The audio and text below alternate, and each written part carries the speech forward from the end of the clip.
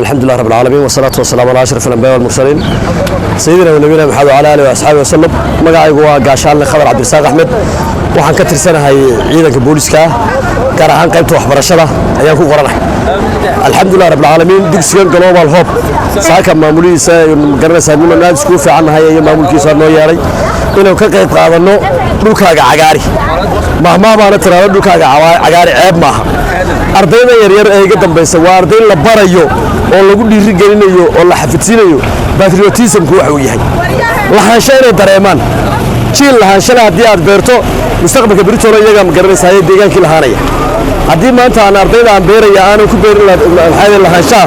oo milgihii qaranka aanan ka dhisin waata patriotism aanan barin tomorrow waxay noqonayaan lama garan karo laakiin waxaan arkayaa ciyaal yaryar maasha allah intii aan la sheekaysanay meelaha kula yar sheekaysanay xataa ciyaalka waa ciyaal aaminsan wadaniyadu waxay tahay who is the owner of this country ciyaal aaminsan weeyaan marka alxamdulillah rabbil caalamiin dugsiga aad u dhiirigelinaya aniga xataa wallahi ciyaalkayga macallimiin kale oo dugsiyo kale oo dhigta oo igu dhiirigelisay waa jirto igu tiri global hadda doonayso xajki iyo cimrada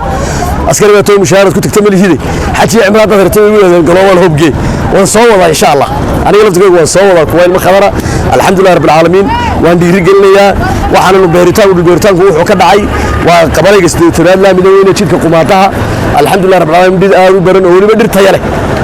dhirta yale baa la beeray wada aragteen kulli wada arkaysaan dhirta yale baa la beeray innagana bulshada waxaan kula dardaarmayaa inaanu ariga ka ilaashano oo waxaan inaga inaanfacaysaa meel walba meesha ka dhir badan tahay way ka roob badan tahay waqtiyada abaarta waxay nagu wacan waa dhir la'aanta hal geedood beerto waa jiil aad beertay marka insha Allah taala dugsigana aad u dhiirigelinayaa go ahead baan leenahay dugsiga maamulkiisa hore u socdaan leenahay annaguna insha Allah taala waanu ka qayb qaadanaynaa gaar ahaan anigu maadaama aan qaybta waxbarashada ahay bah waxbarashada isla noo waan wadaagnaa marka insha Allah taala aad baan u dhiirigelinayaa aad u mahadsanyiin wabillahi tawfiiq wa salaamu alaykum wa rahmatullahi wa barakatuh